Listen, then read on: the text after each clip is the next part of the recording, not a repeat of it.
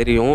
அன்புக்கு பொறாமை இராது, அன்பு தன்னைத்தானே புகழாது, இருமாப்பா இராது, அயோக்கியத்தை செய்யாது, தற்பொழுவே நாடாது, தீங்கு நினையாது, கோபம் கொள்ளாது, அன்பு சகலவற்றையும் தாங்கும், சகலவற்றையும் சகிக்கும்.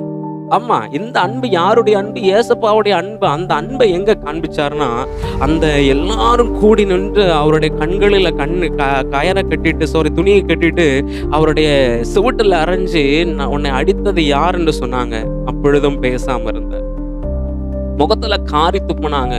அப்பொழுதும் பேசாம இருந்தார். ஏன் தெரியுமா? என்னை அவர் நேசித்ததுனால தாங்க. என்னை அவர் நேசித்ததுனால நானும் நீங்களும் அவருடைய சிந்தையில் இருந்தபடியினாலதான் என்னை விட்டு கொடுக்காமல் அந்த தருணத்திலும் எனக்காக மாத்திரமே பேசாமல் இருந்த ஒரு நல்ல இயேசுடைய அன்பு தாங்க உண்மையுள்ள இப்போ நான் சொல்லுகிறேன், அந்த அன்பு உங்களை விட்டு கொடுக்கவே இல்லைங்க.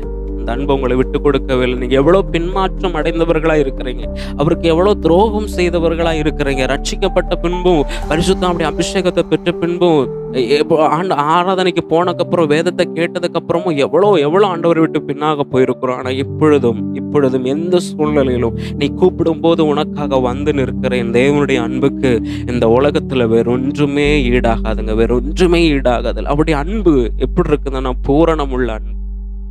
அவருடைய அன்புல 100% மாயே இல்லை. உண்மை மட்டும்தான்.